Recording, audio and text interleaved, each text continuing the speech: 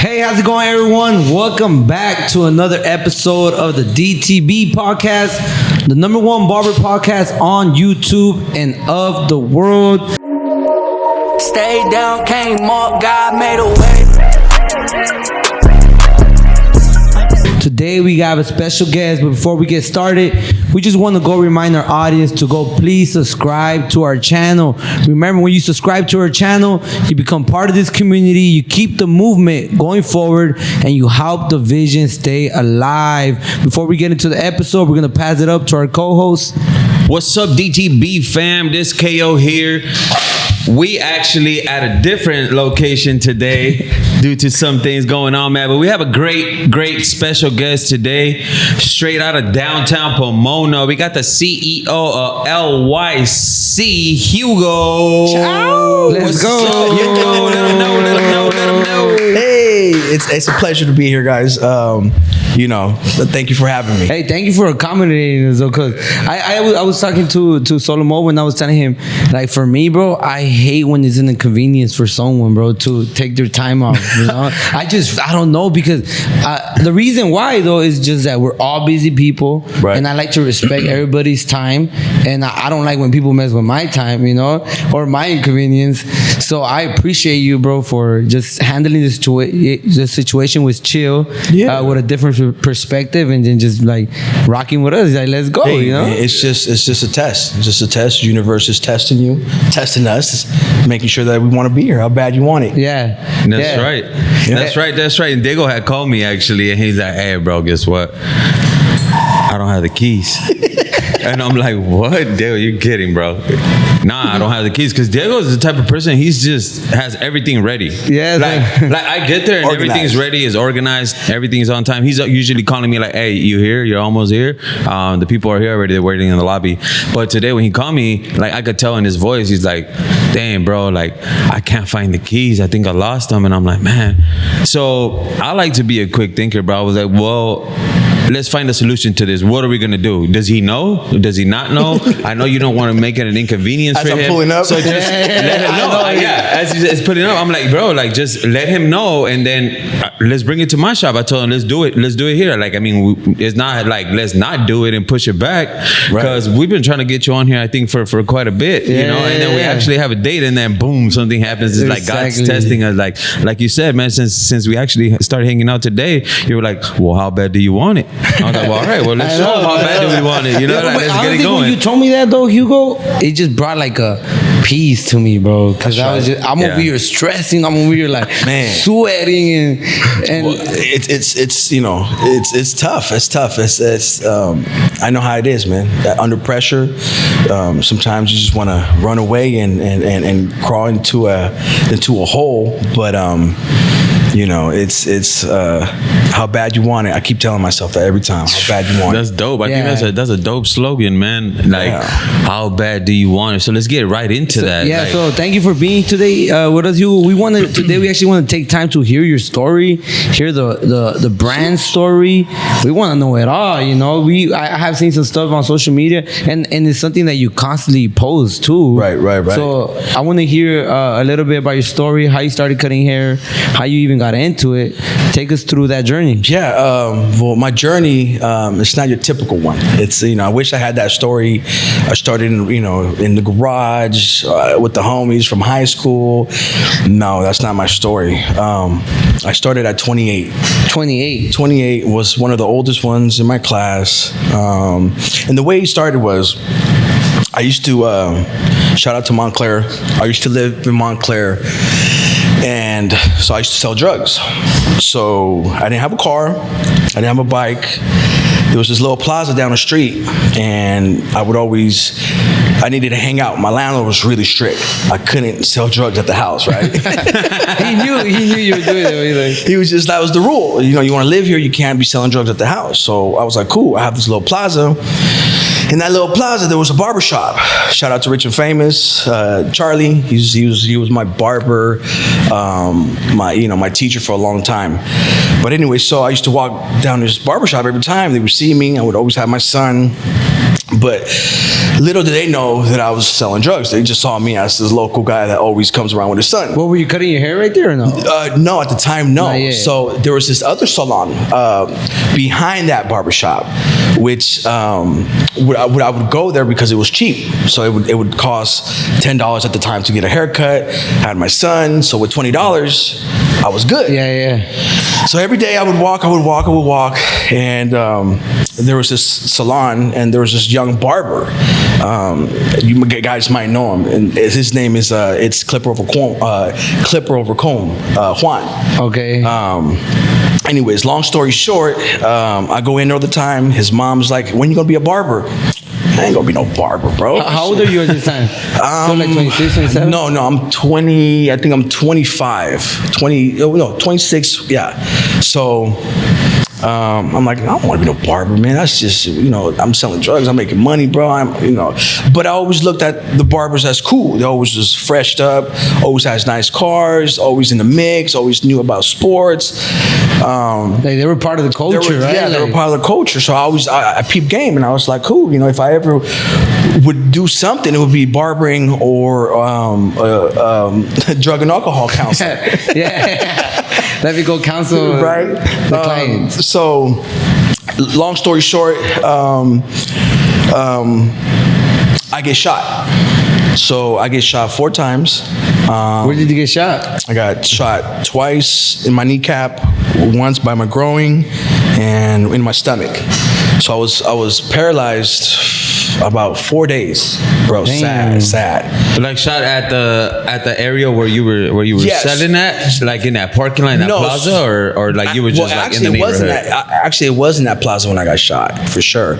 But it was a whole different scenario. And do you think you were targeted? Was it? No. It was just hanging out with the wrong people at the wrong time, bro. That's all it was. What happened was. So I'm hanging out, I get shot. The whole thing goes. I'm paralyzed. I'm depressed. Out of nowhere, I get a little sensation on my toes. Right, nurse calls everybody. I'm start walking on the.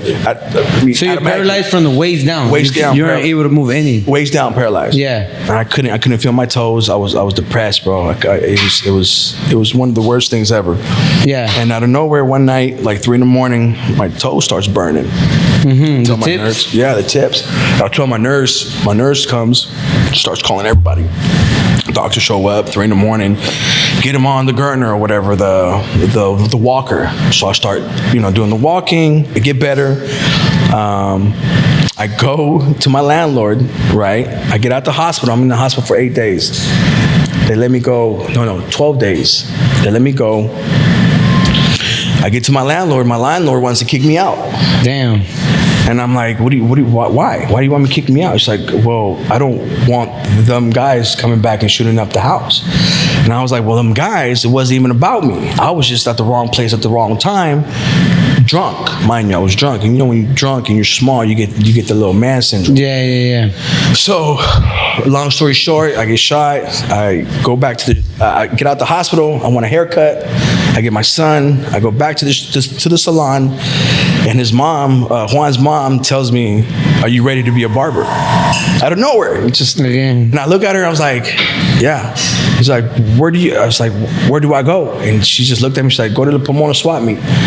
Right next to the Pomona swap meet, there's this barbershop school. Sorry, I'm getting a little, it's crazy just thinking about it. But yeah, so she tells me it's in the Pomona swap meet. I go to the Pomona swap meet. I walk in and I see nothing but girls.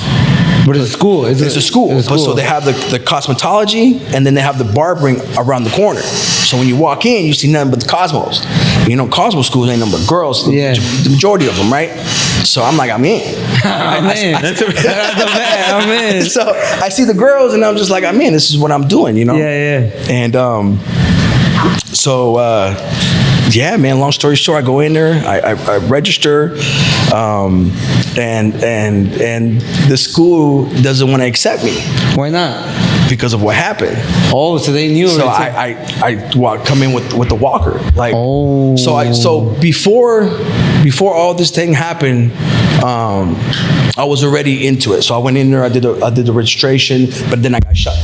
You got shot. Yeah, in the middle. So I got shot, and then she told me, "Are you ready?" I go in there. So they make me sign two contracts. The school. The school, bro. Yeah. What were we Wait, stating? hold up. Yeah. So wait, you are before your shot. Yeah. You try to get into barber school. You sign up. So I sign. So she tells me, I sign up. I get shot. I go back to the salon. Okay. She tells me, "Are you ready to be a barber?" No, sorry.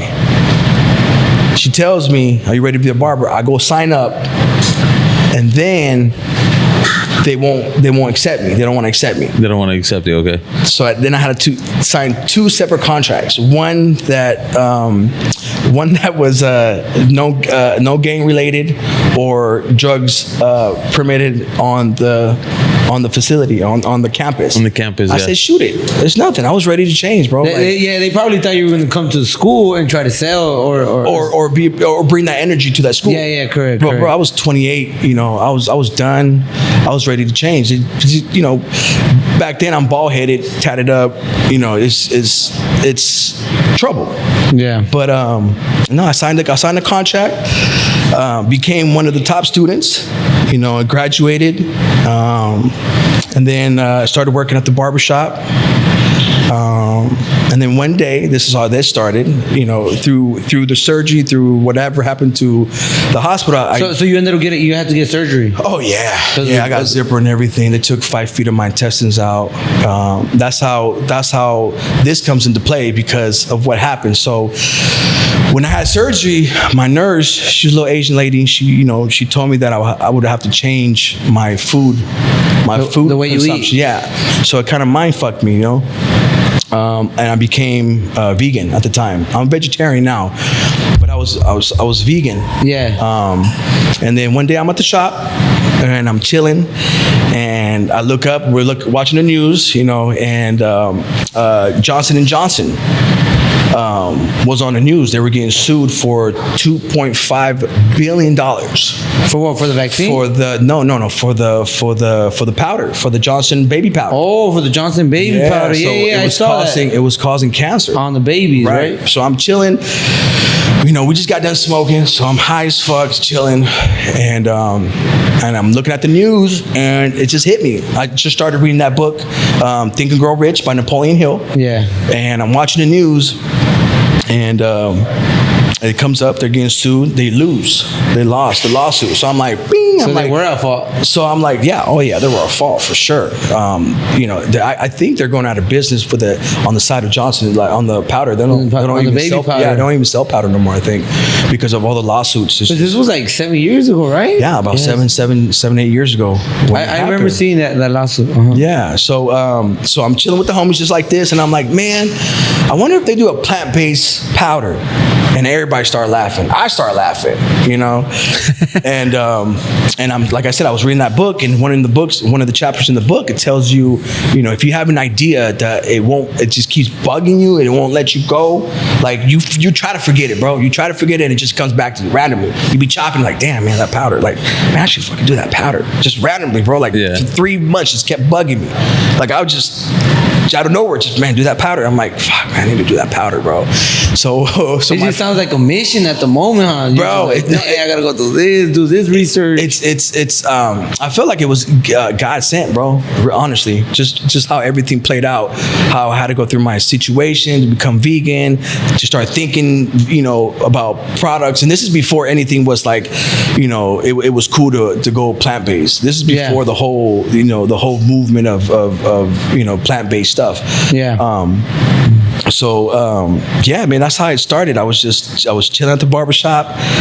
The news came up, the book. You gotta read that book, Think and Grow Rich by Napoleon Hill. You have to read that book.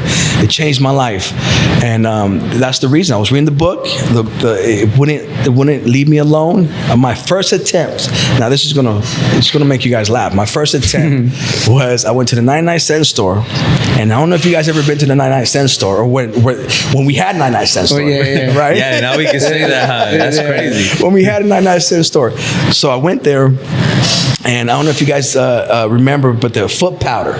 They had little, little round ones. I used those those. little yellow ones. I used those before. So I went there. I got one of those, empty it out, went to Stater Brothers, and out of necessity, out of like trying to figure it out, I got food product consumption like coconut shaving, and I got I forgot, it was all food based products, food that you can eat, and I came and I brought it to my wife, and she's a pharmacy technician, right? Oh shit! So she starts laughing at me.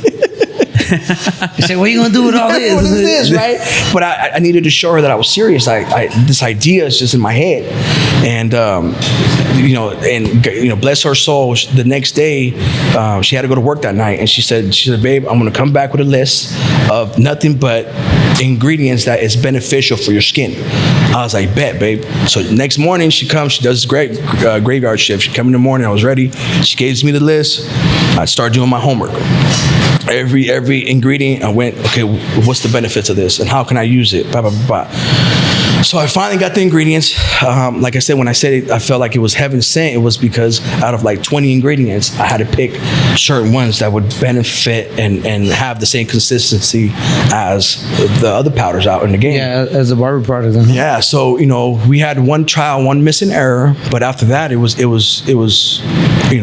off to the gates. It was I learned a lot, the consistency, everything.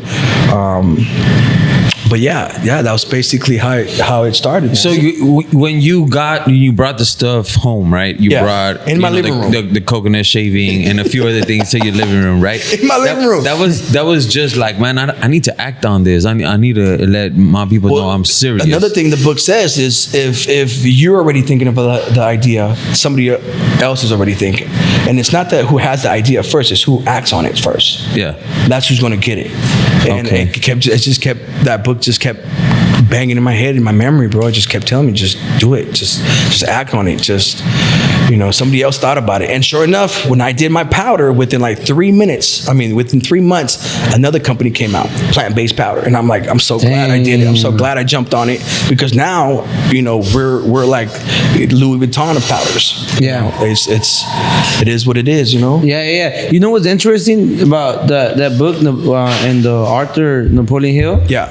I've met, so Napoleon Hill mentored, I think, some other guy, and that guy mentored Bob Proctor. I don't know if you heard of Bob Proctor, right? Yes. Bob Proctor, before he passed away during COVID, he mentored someone named Alex Morton. And I saw him at a driven event, right? And he said, I'm gonna give you the key to success right now. 3 minutes, 5 minutes, I only got 5 minutes, I'm gonna give you the key to success. Bob Proctor told me this, Napoleon Hill, boom, boom. And he just draws a circle, bro. He's like, so this is your mind, boom. This is an idea, this is emotion. Once you have the idea, once you feel it, you're bringing it to life, and that's it. Yes. And I'm just like, nah. He's like, this is it. You use your 5 senses. You think it. You think about it. You smell it. You touch it. You hear it. You say it. And bro, it was so simple. And it's basically what he's saying. Like, you have an idea, you feel it, and then you just take action. And that's how everything is created. And don't worry about what ifs. Once you worry about it when you cross that bridge. When you get there, I could have worried about bottles. I could have worried about the tag. I didn't know where all that was going to come from. You were thinking about the product. I was just thinking about powder and plant-based. I was like, and there's no market for it. There was nobody do it. Now, everybody switched up. Give me some heavy names out there that use powder. Like level 3 and all that? No, not level 3. Like Statement? Not the new companies. No. We're talking about like that green green powder, bottle. that green bottle. bottle. That one. Clubman. Clubman. Yeah. What about the Pinman too? Clubman and then the slick back? Everybody's Suavecito. Suavecito. Yeah. Okay, so if oh you guys, yeah, they had a powder. So if you guys look at the powder, it used to be talc. Talc, Right? yeah, But yeah, now talc. everybody switched the game to cornstarch. So nobody's using talc no more because that was Okay. causing cancer. Yeah, no, I So- did hear that it was causing it. Yeah. You know what? I just did that switch last year, bro. Yeah. Yeah, I had like 3 green bottles, and then one of the suppliers came out like, give me 3 of these. I got 3 of those, and I told the child, hey, who wants these? They're like, oh, me? Why? I'm like, bro, you don't want these. I'm like, you don't want these, bro. And shout out to them too for changing. Yeah. Also, like I said, I don't want to put no other companies down, but shout out to them for changing too. Yeah. They changed the ingredient, and they're playing ball. Correct. But I'm So- just glad that we were the first ones. Yeah. So how did you come up with the OYC, with the love your client? Where did that come from? Again from the book. Again from the book, bro. So there's a chapter in there that talks about the most powerful words in the language, and it says that the number 1 is love.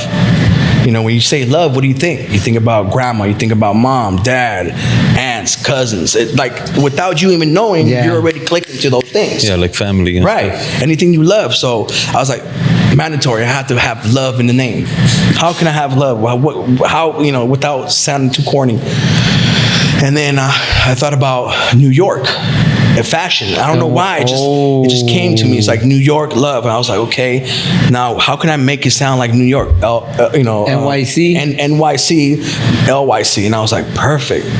Love your client. It's like How much time did you battle with it though? Like with that name, you're like, oh, this is the name. This is the name. not long. Not that long, you just I'm knew. telling you, this shit was God sent, man. Like it was just that book is mandatory, bro. Like anybody who wants to be an entrepreneur, anybody that's looking to just better yourself, read the book, man. It's Think and Grow Rich. I can't stress it enough. Yeah. It's gonna change, and do the exercises. Write your thoughts down. It's okay to be grown and write down your thoughts. Yeah, something happens when you write down your thoughts. Yeah, Something bro. it's like you're manifesting it. It's- That's the first step to manifesting. The Right, second one bro. will be actually going and acting. Do you guys have a vision board? I have a vision statement. Yeah. So I have the vision, the mission, and my core values. Sheesh. Yeah. Oh, bro, you So on it, I man. was telling KO, I did that with my wife and I. We did one just for our marriage. Yes. And then we did one for the podcast. Yes. And I have my own personal one. Bro, too. mandatory, So bro. it's like- It's a tool. Yeah. It's a tool. It's a accountability tool. And you could always update it. And I think why Right. people get so overwhelmed and they don't want to do it is because like, man, what is my top value? Oh my God, like integrity. Okay, but what else? And I tell someone it's something that you update all the time. But You're growing. Yeah, like at some point I have wrote their tolerance. Like I want to learn how to tolerate people. Yeah. But and then now I'm in the new stage in my life where I'm like, yeah, I don't want to tolerate shit. Right? I don't tolerate nobody, bro. So I got rid of it right now and I replaced it with something else, which was collaborate. Remember I told you collaborate. Yeah. Like, this year is a year of collaboration. I want to collab with people and stuff like that. And pictures. So like for you, I would do like a famous podcast and get a picture with a bunch of a podcast you admire. I'm gonna just put Joe Rogan right there. Bro. Put Joe Rogan and then cut off his head and put yours. Bam. Bam. And that's you now. Yeah. And then what you're doing is you're feeding your subconscious mind. It's the subconscious mind. There's only really a few secrets to life, other than shortcuts to life, other than reading books. Is manifesting through your subconscious when you sleep. Right. When you go to sleep, you're connected to the subconscious, which the subconscious is connected to the universe. Okay. And the universe is, open. It's open. It's limitless. It's limitless. Yeah. And that's how you get connected, man. And I know it sounds hippie-ish and hocus pocus, but bro, that shit works. No, For sure, bro. For sure. You know what's interesting about that? Because basically you're saying like there's a spiritual world and there's a real world, yeah. right? There's a subconscious world and then the conscious world, right? And I was listening to the Nayib Bukele podcast with Tucker Carlson, and they asked him, "Hey, how were you able to get rid of all the criminals?" And he's like, "You want the real real answer, or you want the one we did? The official one is we had stages, we had seasons, we roll out the missions. It's like, you want to know the real one? He's like, yeah, I want to know the real one. He's like, we prayed, because if you win in the spiritual realm, you're gonna win in the physical realm. And he said this is more spiritual than physical. And at the end, it comes down to what you're saying. It's like everything that we're living right now in this world, we got to start seeing with a new perception of like, it's not just physical, bro. Like there's a whole different realm that we can't see, whether it be the universe or the spiritual realm. Karma's real. Yeah, karma's real, bro. Karma is real. What you do comes back to you. You know, and that's why I'm always trying to do good. I'm always trying to help out people. Always doing, you know, another thing from the book. Always do more than what you get paid for, because eventually you will get paid more for what you do. Damn. So one day, all this hard work you're doing, one day you're gonna chill, man. You're gonna get that check, and you're gonna look back and be like, "Fuck, I remember." You know, but it's you have to put like, do more than what you get paid for. A lot of these youngsters, bro, don't even want to sweep. They don't even want to clean their own stations and shit. You know, it's like, but you want to be a boss. You want to, you want to run your own shop, but you can't even, wipe your ass right. Yeah. And it's just crazy how, the mentality of like this generation is just swipe, everything yes, no, fast, call food, you be 15 minutes, Amazon next day.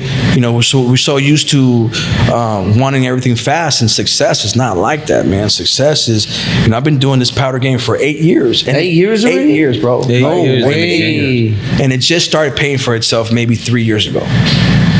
Fire. Just start paying for itself about 3 years ago. Damn. So the first 5 years, bro, all lost. All out of never lost. Not lost. Never Investment. lost. Investment. Breaking even. Learning. But it's not just me, man. I have a team behind me. My wife, shout out to Eleanor. She's the major player, man. I'm just the labor. She's the brain. She's the brain. She's the business. A lot of people think they're talking to me when they're sending Instagram messages to the company, and it's just it's my wife or the help. But I'm never on there. I try to avoid. Just me doing this podcast is a lot for me. Just because, and this is the reason why it's not because I think I'm the shit or I'm too cool. It's because we live in a world that judges, in a judgmental world. Yeah. Oh, right? yeah. And I want my product to be on shelves throughout the country. Shout out to Target. Reach out to me. Come on, Target. Come on, Target. We need Target, Amazon, Walmart, everything, them, man. Shout out, Sally's Beauty, all that, bro. Sprouts. I fuck with you, Sprouts. Yeah. And Whole Foods. So we live in this world that we judge people, like it or not. If we admit it or not, we judge people. Yeah. Right. We're prejudiced people. And so with that being said, is I never want somebody to judge me. Base my company based off me and my personal opinions and my views and the way I look. So that's why the reason why I'm behind the scenes most of the time. I never try to be the everybody's like, oh, be the face of it. I know the world we live in, and with that being said, is I just don't want them to judge me or judge the company based off me, and that would limit me from expressing the movement. Yeah. You know what's crazy, bro, is that this is crazy because I think that when I met you and when I seeing you putting in the work for the brand and all that stuff, I was like, man, that's dope. Like people fuck with you, bro. Like people want you in their corner. So it's crazy to hear that. Like, I don't want none of that, bro. I don't want to be the face of this and all that. And it's like, I think it's you and the work that everything, besides the behind the scenes hard work that your wife puts into it and all that, but I'm sure that you get that a lot. Once they see you guys together, it's like, oh, that's OIC right there. Like that's something you can't break apart. Right. But it's because of all the work that you guys both been putting in and all that. And it's crazy to hear that. Hey, I kind of just want to be. I don't want this company to be judged based on what I do. And but dude, I feel like that gives the whole company the entity that it has, bro. Like they rock with this shit because of the way that you 1,000. You know, like that's how I feel. Like, and I tell you from a consumer's perspective, and from like, hey, this is the only thing I want to have on my barbershop. I don't want them buying that talk and all that stuff. I think you know? that impact you're talking about, it's more amplified when they find out who it really is. Yeah, because they're thinking about, you know, some dude in the office fucking up in 18th floor. Yeah. You know, from Pomona. So it's like, but I see what you mean. I see what you, and I appreciate that. You know, it's just hard. You know, this mainstream, you know, politically incorrect things, and you know, it's tough. It's tough, and I'm trying to cover all my bases. You know, in the sense that, you know, we're not there yet where we want to be. Yeah. I think once I get that, you know, that contract, then I can, you know, come out these clothes a little bit more, you know. Yeah, I feel you, man. Because you always look really, really like professional. You look like a businessman. Yeah, you look like a businessman. Like, so again, for the book, again, I learned this from the book. I told you that book is like the father I never had. The book says you only get one chance for first impressions. Yeah, only one chance for first impressions, bro. You know, and I've experienced that on both sides of the fence. I've come to meetings where, you know, I'm wearing my Air Forces or my Jordans, you know, and I'm braided up, and they treat me a little different, you know. That's true, bro. It does happen. Where if I come like this, hey sir, how you doing, sir? And I'm like, okay, I see the game. I see the game.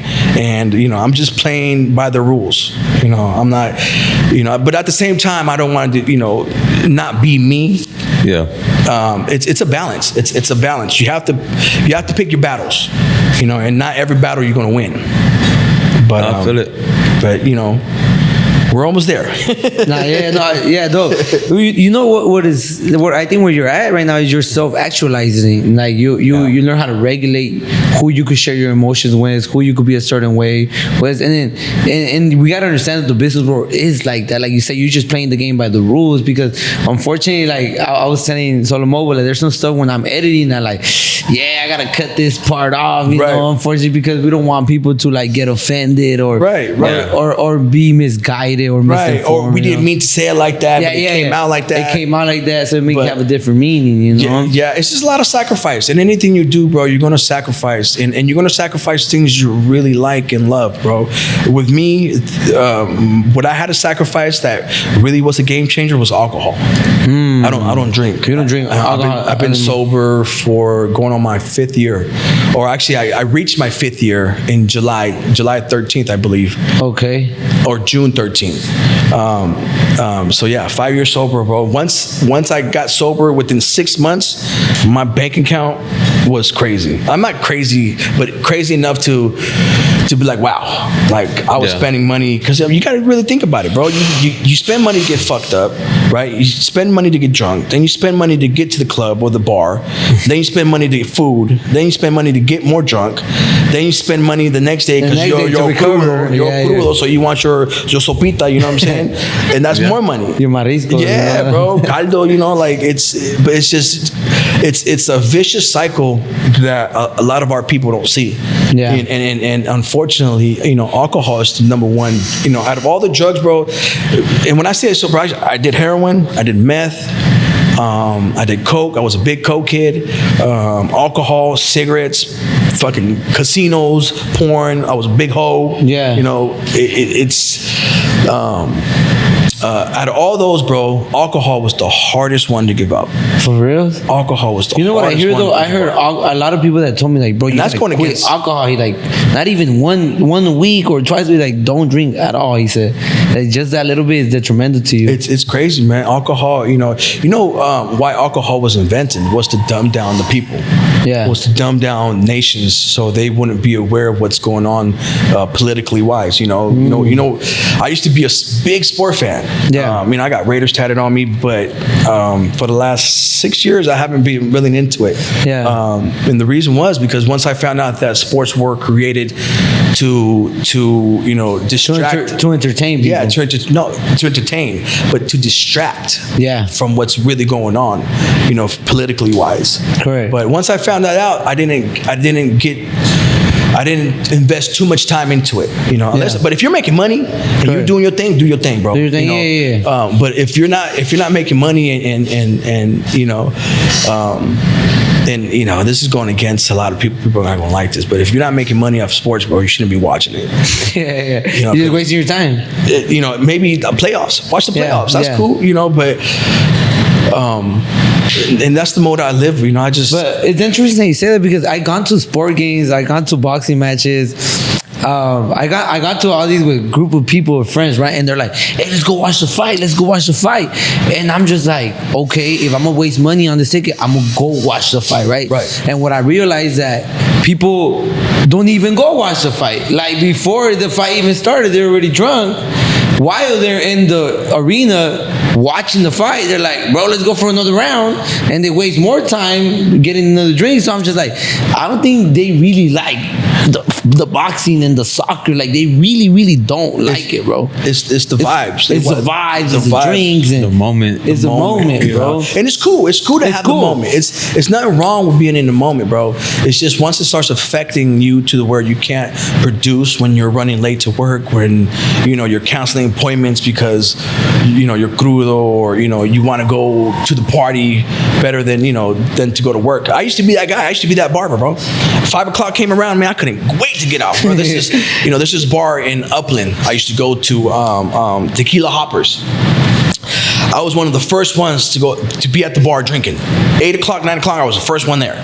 By the time the DJ played, I was already drunk, acting stupid, like. But that was I thought that was the shit. That was your mindset. That was everything I wanted to do. I'm about to meet a girl. I'm about to turn up. We're gonna do this. But most of the time, you go back to the garage with the homies and talk bullshit.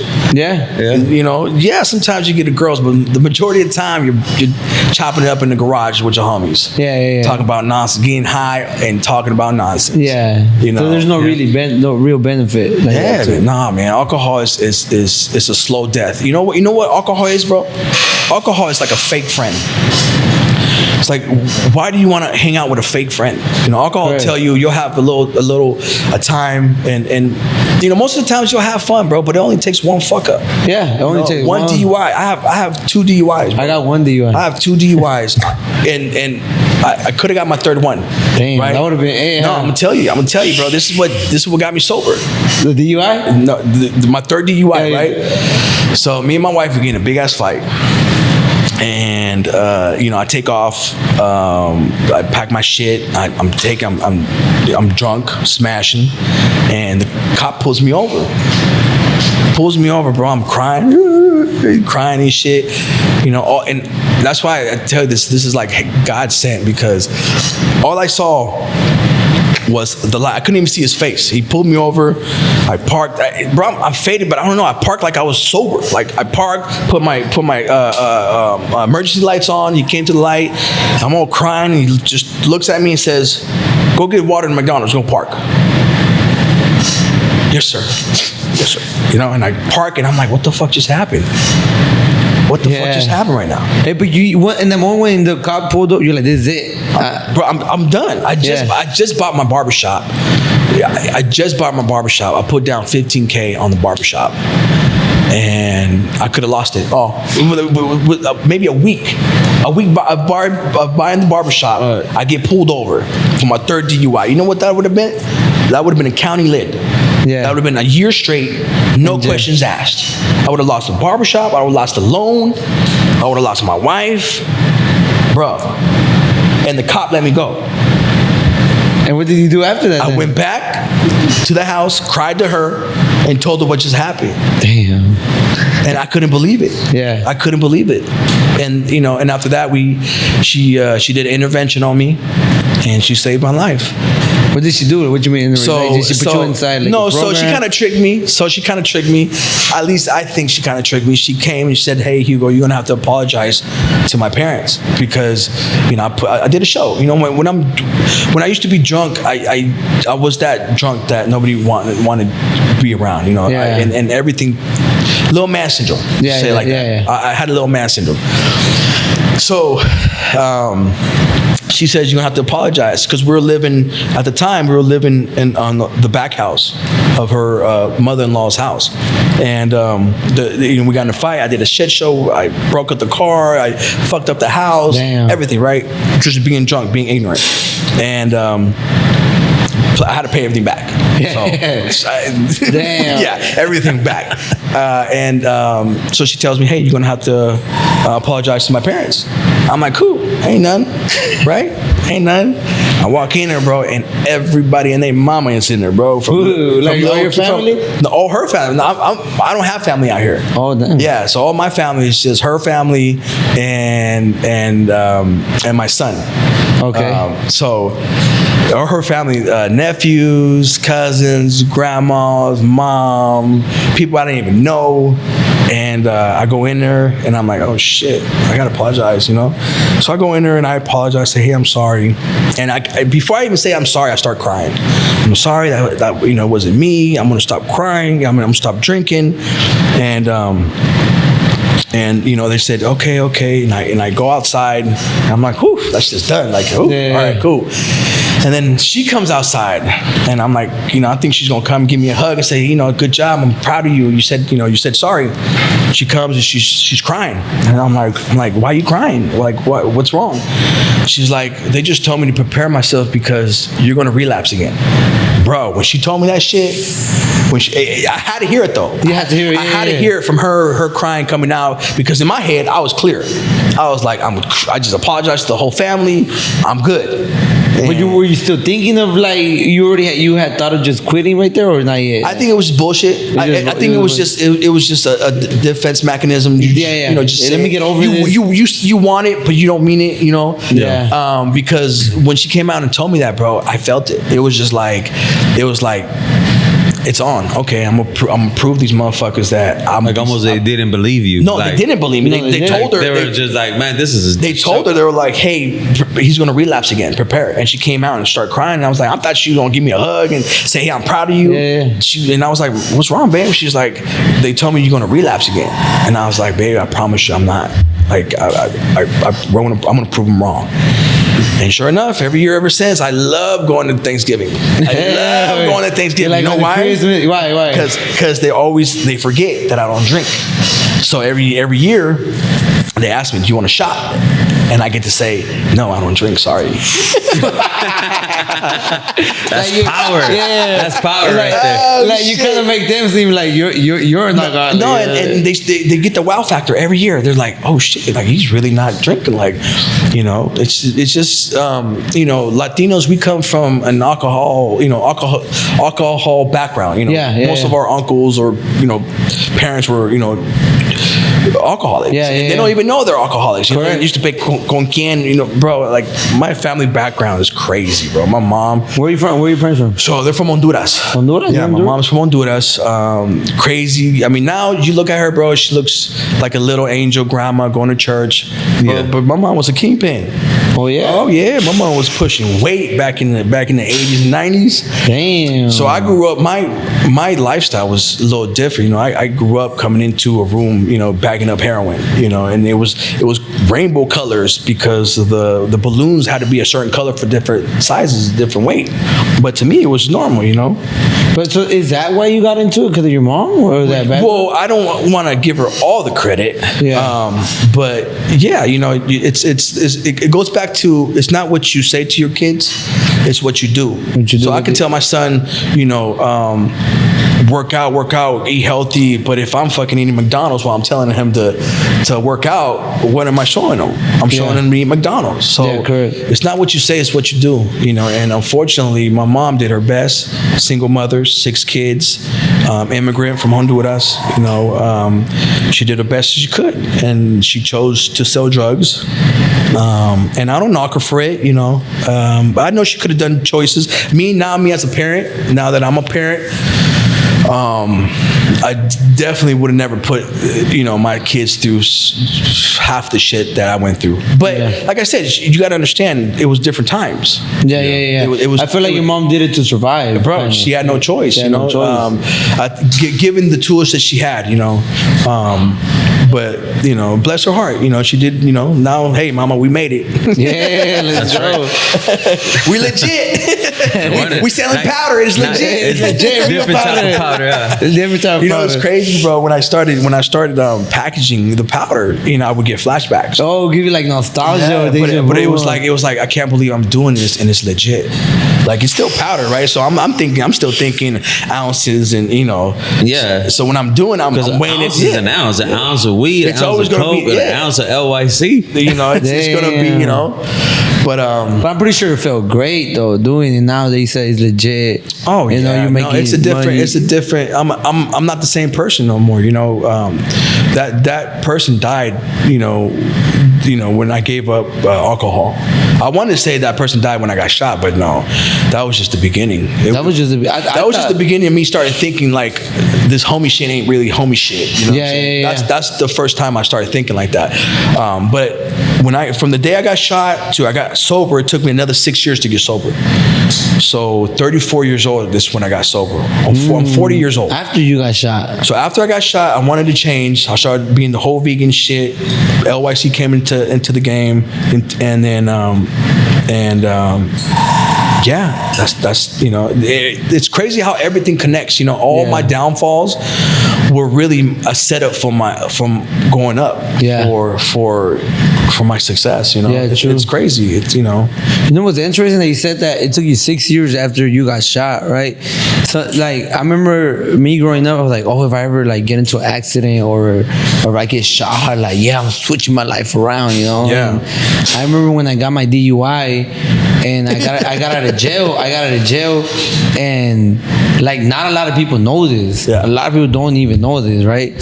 That night I had some cocaine with me. I had a little bit of it with me, right? And when the day comes, we go to court. I'm just like, damn, the cops are gonna present this, and I'm like, for sure, like this is it. No more, bro. I'm done completely, bro. And after I got out that DUI and I got out of jail and stuff, it took like 2 weeks to relapse again. Yeah. No, but I was in the moment like, this is it. Like, if I needed a sign in my life to let go. And after that, though, I think now of like cocaine and all that, I'm drug free for like 5 years. You know? Amen. Because I was like, I feel like I was on it every day almost. Yeah. Every day. It was just a little bit. It starts as fun. It starts like, as bro, fun. when I started doing coke, I felt like I could read books for days. Yeah. I'd be focused and shit. Like, like sniffing and reading a book and be like, oh, fuck, I'm fucking smart, you know? Yeah. I'm doing something right. That shit lasted about 2 weeks, bro. 2 weeks. 2 weeks. And then you know, and then it was an every weekend thing. I couldn't drink without having coke. It becomes the thing. It's like an evolution of it. Like you does. You just start drinking, you're chilling, but you want to continuously keep drinking and you want to feel that sober again. So you hit that up. Now you can't drink if you don't have that. It's like you gotta have both. And then it carries that you on to something ball. else. It's that, you know, it starts with a small ball and it just rolls down flat. And the reason I was saying that is just to bring light how stubborn we are as humans, right? Because I started realizing like, damn, I'm stubborn as shit. Like if this doesn't change my life right now, like I don't know what else is gonna change my life. Exactly. You know, that's the thing. But we're stubborn, and then like we just keep going, boom, boom. You know, so that's how you learn. You learn like mistakes are lessons, or mistakes are our best teachers. Yeah, they're going to tell you what we need to do, what we're missing, how we fucked up this time, and make it better last time. You know, I never look like a setback or a mistake like a problem. I always look like a teacher telling me, okay, look, bro, you're going the wrong way. Turn back around. I never look at it like, oh fuck, I fucked up. Oh, no. It's like, okay, how can I benefit from this wrong? Like, how can I? There's been situations where, I made a executive decision to switch an ingredient from the powder, and it destroyed the whole that batch, and that was a loss that I had to take. But how would I know it if I didn't take that? You didn't take it, yeah. So, it's just mistakes is one of the best teachers you can ever have, and it won't lie to you too. Yeah, it won't. It'll let you know. It'll let you see what you aren't able to see all the time, right? And don't let it be a financial mistake, because you'll never forget that one. Oh yeah. Yeah. It's different when it's financial like that, bro. Man. While you were doing the LYC, right? So I remember you mentioning you wanted to think something like NYC, LYC. Was it just something that did you come from New York, or it was just the whole motive behind it? No, it's just out of nowhere, bro. Like I tell you, it was this all these ideas just came out of I don't want to say nowhere, because the book, the whole subconscious thing. So they just kept coming to me, and when I thought about New York, I thought about fashion. I thought about an icon. I thought about when you say NYC, it's rich. It's like, I don't know how to explain it. It's just, it just has this vibe to it. Like you say, NYC. It just, back then, all the everything comes business into people play. were. It's like the World Trade Center. It's like, man. It's just. I don't want to say the ideas came out of nowhere, but they came from somewhere, bro. And I don't know how to explain it. It's just. It's crazy. I have a question for you in regards to your brand, right? Yeah. So how do you get? Because I see you have a few collections and collaborations with certain brands and certain barbers, right? Or just how does that come into play? Like what are the goals for the company, and how do you get these people to collab with you, or just take a conversation? It obviously has to be something that you believe in, right? That's exactly what it was. It was just rubbing elbows, bro. Just going to these hair shows, going to these events, and that's what I tell a lot of barbers, that if you want to expand, it only takes one person to change your life. Yeah, you can go to 100 hair shows, and the last one, that one person can change your life. I've had many incidents where the show is not going as I wanted to, and then all of a sudden I meet one person that wants to place a wholesale order, that just covers the whole event, and I'm just like, wow, if I wasn't here, I would have never met that guy. The whole way the whole collaboration happened was going to the hair shows, rubbing elbows, and really looking at people that inspired me as an individual, not as a company, as an individual who I looked at like, wow, man, this guy, can show me some things, new techniques, and I feel like if they had an impact on me personally, I would love to do business with them. It's just more of a intuition, going to if I see a guy go to a hair show, every fucking hair show I'm like, this guy's fucking hungry. He's hungry. Yeah. He wants to do something. Correct. Right here, my boy. That's what I'm saying. Little shit like that, bro. It's just, you see little people that, are really want to be a part of this industry and grow, and that's how the whole collaboration started. And plus, a strategy to expand and to get it out there, right. Also. Yeah, because I see that as well too. Yeah. Which are your original scents, or what did you start with? I know some bottles have different names on them. Yes. And just for I may know this, but some of the viewers watching, they may want to know the history behind LYC, and how did this start, and what scents were the first ones, and what are going to be? Are there any new upcoming scents and stuff like that? So the original one, it's called Original on there. It's coconut scent. Yeah. So remember when I was telling you the story where I first started with coconut shavings? Coconut shavings. Literally food product. It was crazy. So I based it off of what I liked, right? Okay. Because when you start thinking about what other people like, you'll get lost. Trying to satisfy everybody is a recipe for disaster. Yeah. And you know, so I just based it off what I liked, and coconut scent was I think it was a neutral scent where males and females Could use, could use it, and that was the original. And then the next scent that started was red, and subconsciously I didn't even know, but my wife has red hair, and that's her signature look. She's been having it since we met. We've been together for like 8 years, going on 9 years, and she's always had red hair. Me and Jessica, shout out to Jessica, my coworker, we do her hair, but red became red because of my wife. That's her. Nobody knows this, but red is actually her signature line, unofficially. Unofficially. But she's the one that chooses the ingredients and all that. It was just red, so I based off red, and then red, the whole line of smelling based off the red scent.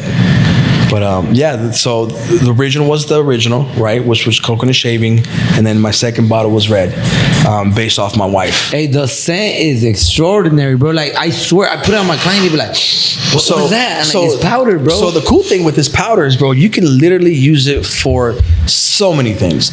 Like what? Like, what else can you use it for besides outside? So you can use it. So outside the barbershop, personal use. You can use it for body purposes. Oh no. Can you use it on babies and stuff instead of substitute that baby powder stuff? So the baby powder, like I said, everybody switched their game up. So now everybody using cornstarch, but which we're not. We're using arrowroot, condola flour, all high-end ingredients, all handmade also. So we don't use no machines. Everything's handmade. Each and every one bottle. So wait, is this an American product? Is it being made in produced America? here? Made in America. Proud to be an American. That's another thing. I'm thinking about putting the American flag on there so it can made in America. Yeah, absolutely. Do that. That's our next. Voyage, but yeah.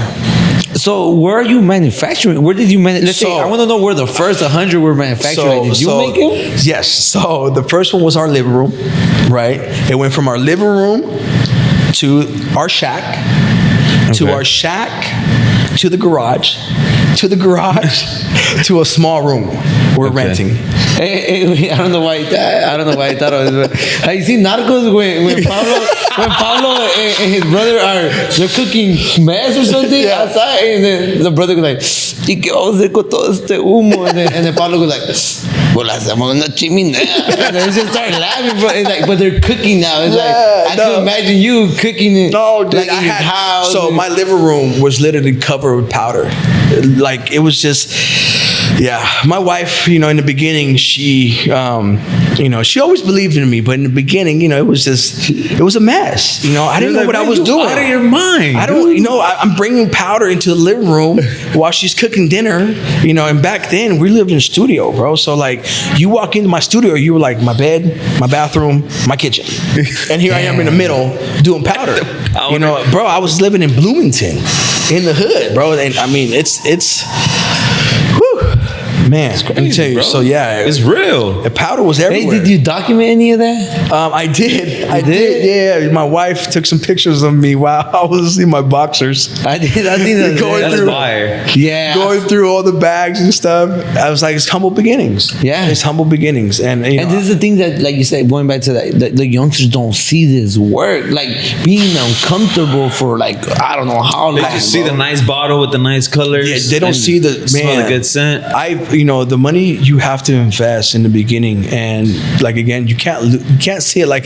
If I was to see it like a loss, I would have gave up a long time ago, bro. Because in the beginning, it's just dreams and a lot of money being invested. And when you're a barber, you're beginning in a barber, you're not making a lot of money. Yeah, you're barely paying for your chair. You're barely paying for your rent if you're if you're not living with your parents. So for me to invest in in random ass ingredients and not knowing it was going to work out, it was scary.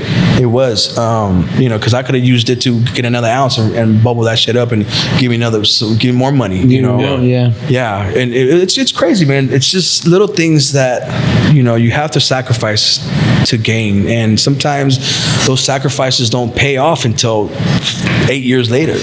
Hey, so what helps you to keep on going during those situations? Like in the beginning, the first 2 years, what was it that just kept you pushing? Because obviously you're not seeing no ROI, right? And you're just putting in.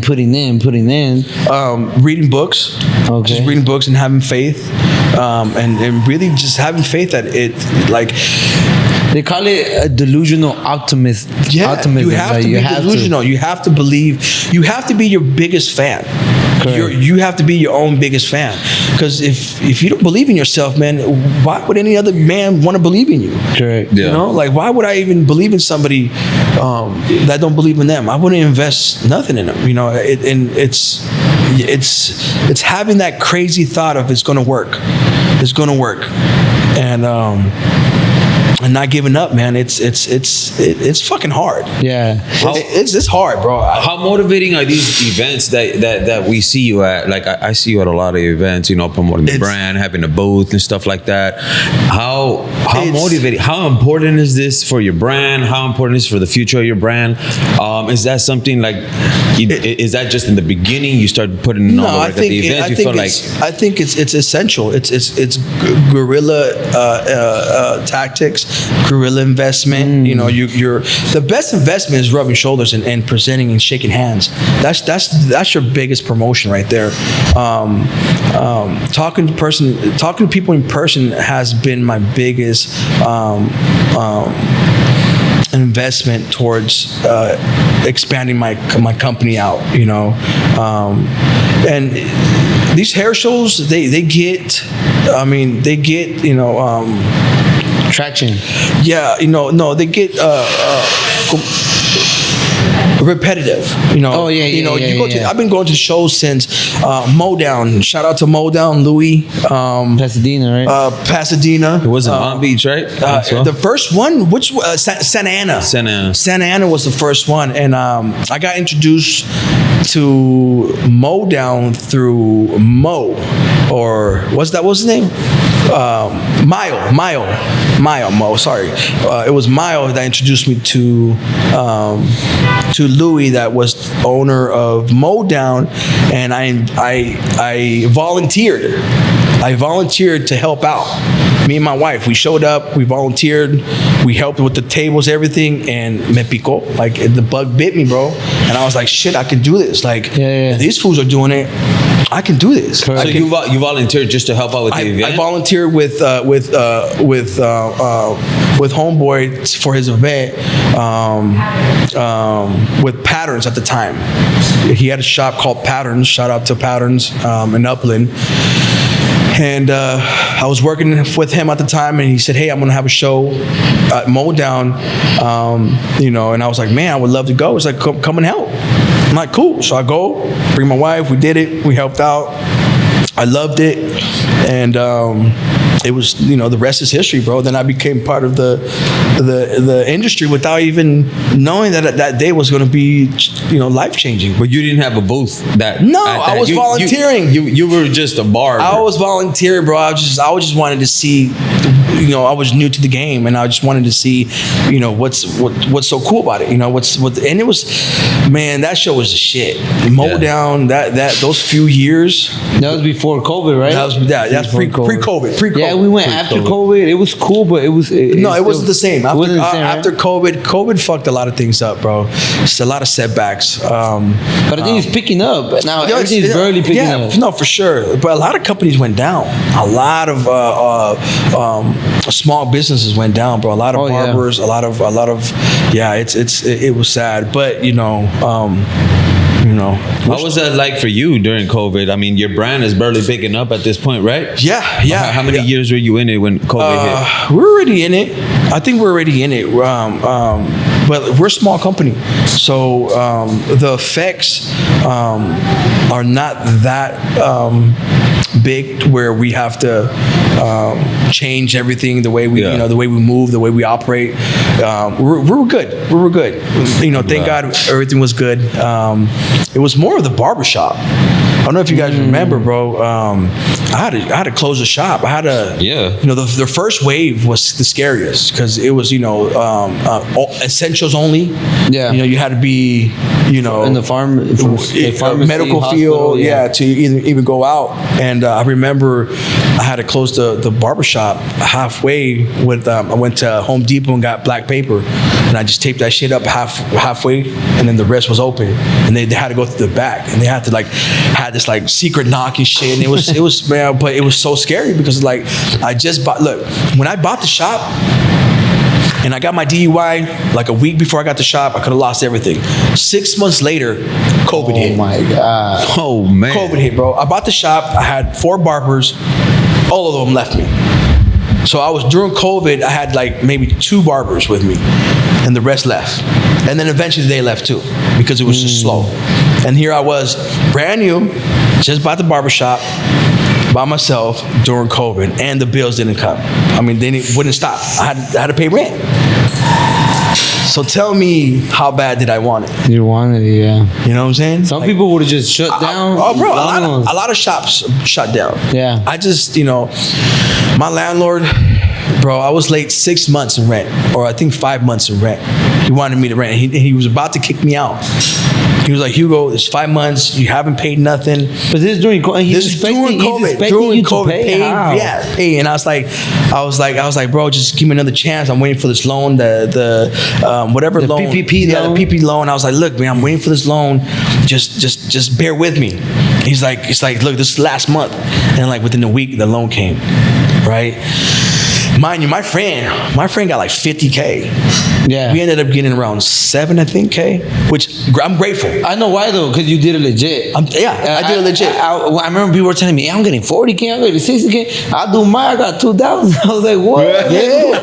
No, but it was perfect because I was in debt $6,000 in rent. And it was I literally, by the time I paid rent, I had $200 left. What'd you use that for to go eat? I don't know. Gas. Make some more powder, bro. Make some more powder. Make some more powder, bro.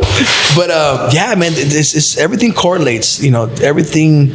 The way you handle situations always connects the dots. You never can connect the dots going forward. But when you get there and you look back, bro, this had to happen. You had to get fired for this to meet this. You had to meet this person to teach you this. Every time I got fired or something happened from a barbershop, I took something out of that. When Patterns had to let me go, Miles, if it wasn't for Miles, I would have never known how to do videos, editing, how to download music. I learned that from him. I went to another shop. I learned how to cut. I learned how to do this. There's always something you can learn, no matter where you go. You just have to look for it, man. It's not going to come to you. You have to look for what's going to benefit you in every situation. And who's going to benefit you too, because there's barbers, bro, that those mañas,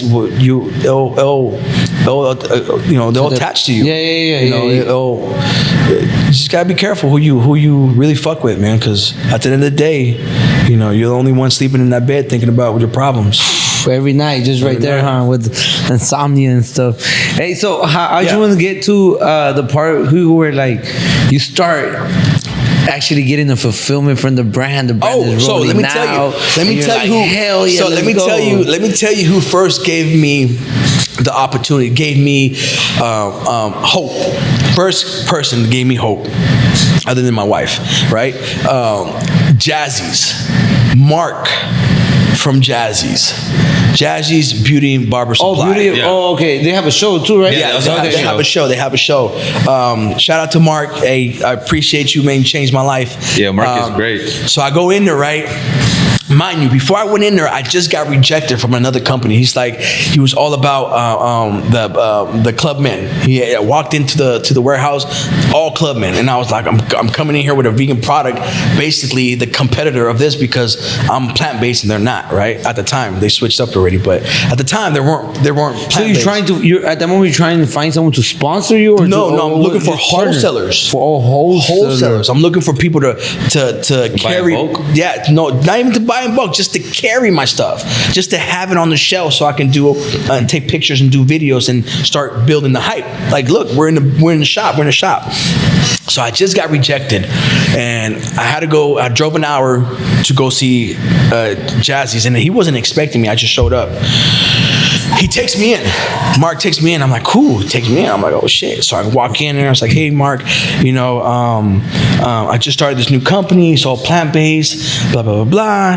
He tells me, what's the profit? What's the margin? I was like, well, MSRP is 25, but with you get 50% off. He's like, didn't even think about it. Straight told me, he's like, my demographics, that's too expensive. I'm okay. I'm like, just shot me down like that, right?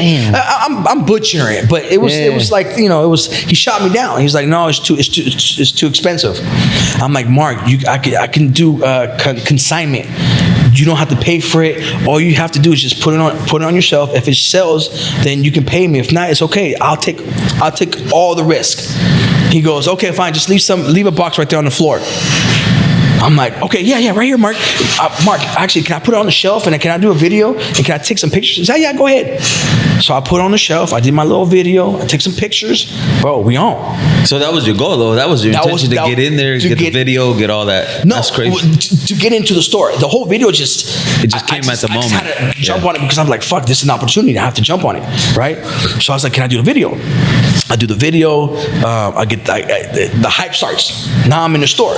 Now I can say, hey, you can find us at Jazzy's on the website. And the rest is history, because now I'm using them as leverage.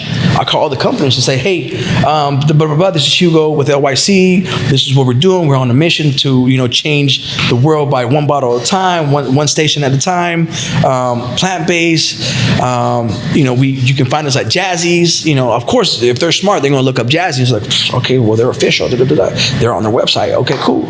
Oh, they're legit. Cool. All right, let me place an order for Right. And that's how I started, man.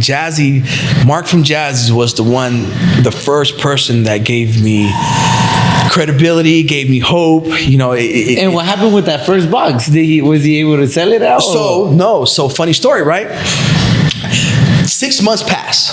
Yeah. I don't hear shit. Nothing happens. Damn. I'm like, man, not working. I'm so busy trying to just pay the bills, I'm not even thinking about the powder. And then I get a call. Random ass call, bro. He's like, hey, it's Mark from Jazzy's. You still got some of that powder? What the fuck? Bro, I'm driving. I'm like, what the fuck? I'm like, yes. Like, fuck yeah. Like, yeah. Hello, Mark? Yes. For sure. Yeah. I'll be there tomorrow. Fucking hang up, call my wife. Babe, I'm gonna fucking sell. We fucking did it. We did it, And then, bro, I go there and sure enough, bro, 6 months, bro, he called me after I dropped it off. Damn. Hey, do you got some of that powder? And the rest is history, bro. The rest is history. Now we're trying to go, on mainstream. I really want Sprouts, bro, because I fuck with Sprouts. I believe in Sprouts. Yeah. So Sprouts, if you're hearing, reach out to me. LYC, plant-based. 5 ingredients. That's what I was thinking. Like, why did you want to get in Sprouts? It was just for barbers, but like you said, you use it on anything. Oh, so you can use it for anything, bro. Personal use, hairstyling, texture powder, infants, anything other than eating it, you can use it for. I use it for my feet. I sweat a lot, and you have different scents. You go from sweet to musk. You actually, and it literally has flowers in it. So when it ends, at the end of the bottle, you'll see flowers. Oh, at the very end. So that's the texture. Honestly, I thought it was just like confetti or like. Yeah, no, that's actual flower. Yeah, really good. Candula flower. Yeah, man. Hell yeah. Yeah, man. Yeah. You know what? I've only in these last 6 months, I've only used 3. Yeah. Like they last a lot. Oh no, yeah, man. They should last you anywhere from 3 months to 6 months if you're using it proper. You don't need a lot. It's really rich. I like putting a lot. Yeah, it's it's really good. It's it's bougie powder, bro. It really is, and it's I love it. It's really cool. It stands you out from the rest. If you want that, extra edge, if you have a collection, if some barbers like the all red, all blue, the color coordination. Now you can color coordinate it with your powder. Correct. Yeah. Awesome. Cool. So we're about to wrap it up. We got 20 more minutes to go, 15 more minutes to go. What are you passionate about besides the powder? Because I want to say, like, where did you get like that traditional view right now or what sparked that? Like, I want to be a husband. I want to be a protector of my home. 'Cause I feel like right now you're going towards that. No, it's a battle. You learn the hard way, bro. I because of my drug addiction, because of my alcoholism, I ended up losing my first relationship. So my son comes from my previous relationship. Okay. So because of my drug use, I lost my family. I lost my son became a statistic. You know what I'm saying? Damn. And because of that, because I learned, because that shit still hurts. Because of that, I never want to put my daughter or my new son coming. You have a new son? Yeah, my wife is 7 months pregnant. Oh, little congratulations! Thank you. Big blessing. Little Elias is coming into town Elias, soon. I like Next that. movie near you. Stay tuned. But no, it's just the whole not having a dad. I grew up with no dad. Not having that structure. And one thing I found out was being locked up is that I like structure. Yeah. I like being organized. I like knowing that at this time I'm gonna eat, at this time I'm gonna wake up. But I didn't know that. I didn't know that I like structure because I was like, I asked myself, why when I'm locked up I can act a certain way, I can wake up a certain way, I can follow suit. But when I come outside, it's where's that whole where's that whole discipline? So once I realized that I'm a man of structure, I started applying that to myself, and I found out that I work better when I have shit scheduled and shit stuff that I need to do. When you're living with purpose, every day. When you're living with purpose, you it gives you motivation, it keeps you going, And I want to be a role model, to these youngsters, but not because I'm saying it, but I want to be the model by my actions, how I do things, how I have people always ask me, oh, man, you always have your family at hair shows. That's my hype. That's my culture. That's my crew. Yeah. That's my fucking backbone. That's what I need, in order for me to be here and be able to produce. Yeah. Some people bring their homies. Some people bring their, whatever entourage. My entourage is my kids and my wife, and that's what even now, I'm a little nervous, but I look at her and I'm like, fuck, what am I nervous about? Yeah.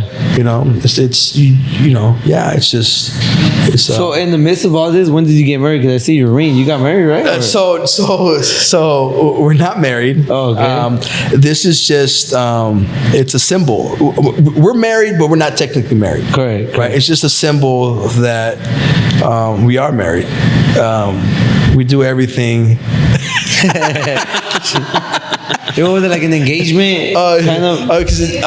It's an engagement. Yeah, we're engaged for sure. Oh, okay. Yeah. No, we're engaged for sure. But we've been engaged for like the last 6 years. Yeah. Yeah. Now, I'm pretty sure you're going to have the dream of your wedding, though. Yeah. No, the wedding of your dreams. Our dream wedding is so simple. It's well, at least mine. I'm going to do a little, mansion at Malibu. Maybe 3 nights, 4 nights, a couple nights for the people, 2 nights for me.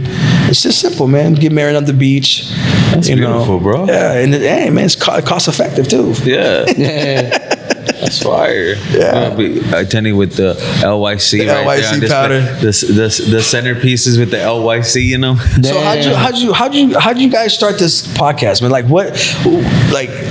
What was your God sent moment? I think my God sent moment was just I was already in college, I was getting this idea, And it was just like you, like this idea kept bothering me, bro, and keep bothering me. When my clients will have good conversations and deep conversations too. Some would just be like transformative conversations. And that's when I started noticing these conversations, like this conversation I'm having with you, I'm leaving with a lot of value, a lot of experience. And I'm like, why not record these conversations, you know? So then I just wanted to, I remember I called KO, and like you said, I will see KO already doing events, already doing classes. So I'm like, KO is los míos. Like, he wants to work. He's hungry. He's hungry. I'm like, I need to find someone that. Hey, those boots are hard though. You see those yellow boots? Hey, those boots. Those boots are hard, bro. I be saying that he's a marketing genius, bro. KO is a marketing genius, you know. So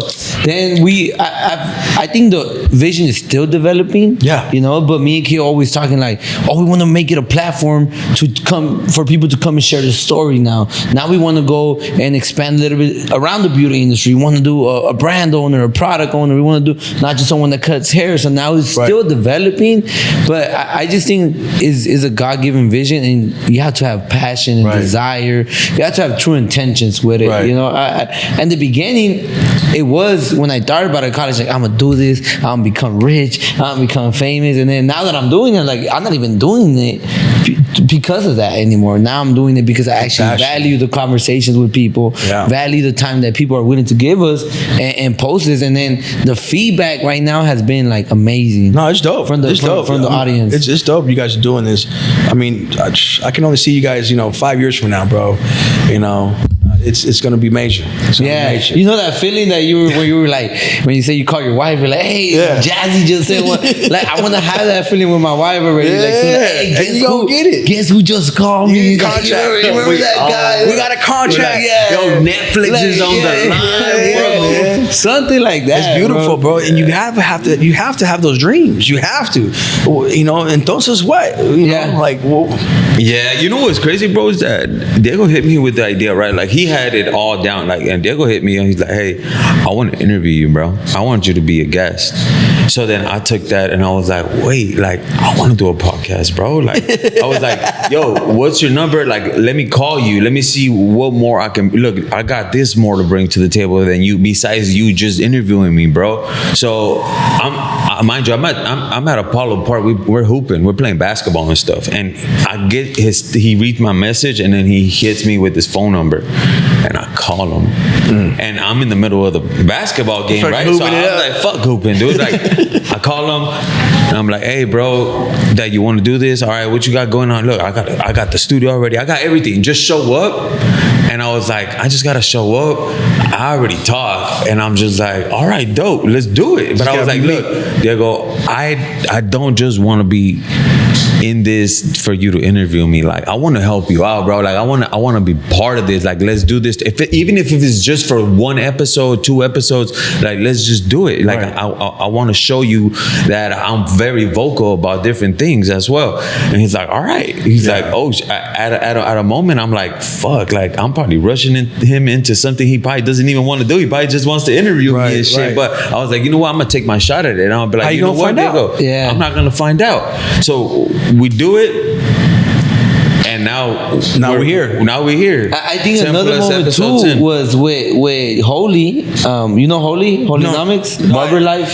He goes to every event too. I'm pretty sure. I'm just not good with names. Well, he calls me too, and he's like, "Hey, bro, you know what? That's crazy that you're telling me about this podcast, because every day I drive and I'm already practicing like if I'm on the podcast and like bro, like you just calling me right now, bro. I was at a party, bro. I left the party. I was on the phone with him for like an hour. We were just talking about all these things. That's when, especially him just telling me like, bro, I've been feeling this passion about telling my story, and you're asking me to be on the podcast. Like, there's no better time than right now. You know? And that gives you energy. Gives you energy. It's that you're reciprocating that energy. Yeah, it gives you the hope in the phase that we need. And he was actually the first person that we had on, and it felt like we've been doing this. Like, we sat down and it felt so natural. We were just conversing, we were cracking up, and it was like we found out stuff from each other that we didn't even know about. We've been knowing each other for like 3-4 years. That's the beauty of this, man. Just it's the beauty, the connections. The connections, The connections, bro. connections It's a beauty. It's great what you guys are doing here, man. Correct. It's good for the Thank industry. you. We need people like this. Yeah, and the whole appreciate goal you, bro. of it too is like I want to remove the stigma of barbers. Like people just think we're barbers, you know, and like you, Hugo, you run your whole family, you run your brand, you run your own life. People don't know how much effort it takes, you know. Takes a lot. Like you told me in the morning, you had a rough time just to get there, right? I was telling my cuñado too, like, bro, I woke up, I had to go to the clinic with my wife, but I don't want to be on my phone, I don't want to be on my laptop because I had him with me, but I'm like, I gotta be here with my wife because like they're doing the ultrasound and all this stuff. So and then I had to go work, and then I had to go, but people don't see this. In the morning I took on my phone, bro, for a while, and I went like, "What's up, everybody? This is DTB. It's June 25th. It's Monday. I'm documenting stuff right now, but I'm not posting it, Right. Because I'm like, one day people are gonna see. I want people to see everything that went behind the scenes. the effort, The behind the scenes, and that's the beautiful story. You know, that's the American dream. Yeah, you know, the underdog. Yeah, you know? and I want people to stop seeing us just as, oh, he's someone that cuts hair, because in reality we have dreams, we have other visions, you know. It's just, that we want to it's more than cutting hair. It's a community, man. You build a community around your shop, around your clients, around your barbers. It's you know, it's all the stories. You know, we're essential to humanity. Yeah, you know what I mean? Just in general, it's free therapy for the client, bro. It's free therapy, man, and it's you know, we're getting them ready for special events, shit that, you know, it's going to make an impact on, you know, in their lives, and we're part of that. Yeah, but for that little moment. Yeah, for that little moment, we're part of that. Correct. That's fire, though. So Hugo, who do you think will be a great guest for this podcast? That you know that you're like, man, he owns a brand. You know it's good. Brittany, yeah. Shout out to Brittany. She's man. I think you partnered up with her, right? Yeah. She has Prolific, man, and it's you know, she's doing such an awesome job. Yeah. I mean, she's blowing up so fast. I mean, she just went to Spain, man. How cool is that? How crazy is that? How cool is that? We do want to get her. How cool is that, bro? Get her, and she's so humble. You know, my wife was the one that made the initial connection. She was the one that was like, "You gotta get Brittany. You gotta get Brittany." And I was like, "Okay." I trust your judgment, and you know, and we got her, and I'm so grateful that we got her before she blew up, because it's one of those things. It's like, you know, heaven sent, bro. Like, and you meet those people, you know, when they're humble, you know, and you meet them, and she's so cool. She's so cool. Yeah, she's so awesome. I had her for a few of my events. I've talked to her a few times, and like, as she does things, she's so professional, and everything that she has going on, shout out to her, because she's like living the dream right now. I'm living the dream through her. Yeah, exactly. And I was like, she showed me what she was before the bottles came out and all that. She showed me, she's like, "Hey, look, I got this scent coming on, and you know, and I'm gonna have this. I'm gonna take a few to the because I had it for the showcase and stuff when we did the Dia de los Muertos. Yeah, you were there. So the Dia de los Muertos showcase, it was fire too. She put on a class, and then I had her for the Colores event as well as a special guest. Oh, that's right. And she was doing, you know, she's been putting in work for the community, so I think she should be a great guest here. So. Spokesman, she can get you insight. I really want to hear how the whole trip went with her. Yeah. You know? With the insights, how it really was. Like Julius, with Steakos, man, and you know, and I know they had Tadeos. You know, Tadeos. You know, shout out to Statement, man. Yeah, Statement. Those that group is, you know, they're doing big things. And, you know, it's you guys motivate me, so keep doing it. Yeah. Maybe you could do. Maybe you could do a collab with Statement. Hey, Statement, reach out, Statement. They don't got a powder. Hey, Statement. Hey, Statement. If you don't have a powder, let's become friends. Yeah. So Hugo, let's wrap it up. But before we wrap it up, any last words you want to give to the audience? But for sure, on the mic, just tell them where they could find you. Yeah. Where they could find your brand, how they could purchase your brand. You can find LYC me at loveyourclientnaturals.com. And my message to everybody is, to all the barbers, a true master is always a student. So keep going to these shows, keep going to these events. I know it gets boring, but remember, it only takes one person to change your life.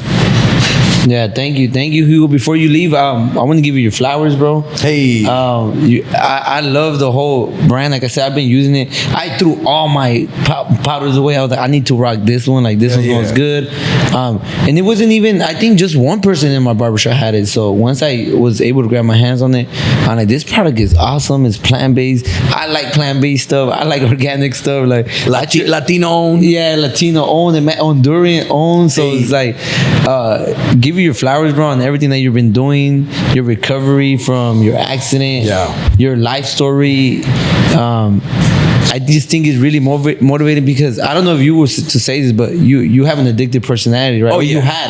No, right? I do. I still do. Yeah, and I still do. And that's me. I grew up like that too. Yeah. It's like if I try something and it's good, like I just want to keep trying it. But I see myself in you and how you were able. The fact that you were able to switch and turn your life all around. Yeah, and I'm still doing amazing. it. Yeah, I'm still doing it. It's every day is a blessing, man. I start my day off. I call it the gratitude prayer. And every morning at 3 a.m, I've been up since 3:30 this morning. Damn. I've been up since 3:30. But every morning I do a gratitude prayer, which is just a list of things that I'm grateful for.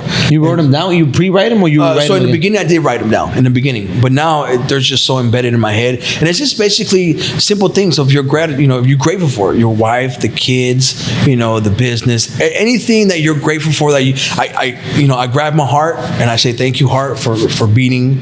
I appreciate you. Little corny shit like that, bro. I do it every morning. You have to, if you ever, just hold your heart and give thanks to it, it does something, bro. It really does. Like, I know it sounds corny and it's not probably what they want to hear. Yeah, no. Hey, so you gotta tell it like it is, man. Whatever fulfills you, man. Every morning, what it is. Every morning I do my gratitude prayer, and what that does is it sets the tone for the rest of the day. If you're in great mood and you're grateful, that's what you receive every day. Yeah, thank you, bro. KO, we're gonna pass it up to KO. Yeah, Hugo, man, I just thank you for coming over here, accommodating with everything that happened today, but it was just, I was excited knowing that, I actually thought it was last Monday, and I was hitting up Diego like, yo, was it happening today? He's like, nah, bro, you got it wrong, it's next week. And I was like, all right, cool. So, being here has been awesome. I've been, intrigued by your story and been wanting to know a little bit more of it, how this product came about, and just following you online has been really motivating, just to get up and put in that work, straight up. Because I see you get up, you put in that work, you're at the shop, you put in work with the brands. I go out and I see you at the show. So all that, I know you putting in the work, and big blessings to you all that are coming. God bless your baby on the way, my brother. Thank you. And your wife and your team supporting you there all the time. It's really very, very inspiring to have a great partner, a great relationship that that just keeps you guys keep each other on your toes and putting each other on and stuff like that. So I'm glad that you accepted our request when we asked you to come on here, and just letting the public know. I don't know if you ever spoke on the product like that. No, this is the first time. This is the first time that I'm making it public that I'm the owner, CEO. Usually I just say I'm just an employee. Oh, okay. I'm behind. Usually when they see me at the hair shows, I say I work for LYC and I'm the videographer. Because I'm always filming. But yeah, you are. They don't understand that I do my own videos. Production's all me. I don't. My team is me and my wife and the artist. That's dope. But eventually, we'll get big. That's right. That's right. Waiting for statement. So yeah, man, I just want to congratulate you on everything that you got going on, and the sky's the limit, and I'm gonna leave that with you saying, how bad do you want it, and that actually woke something up in me, and that's right. Let's just keep striving for greatness, bro. And how bad you want it. So remember that, how bad you want it. How bad you want it. You heard it here first. Let's go. Let's go. Let's go. Ciao.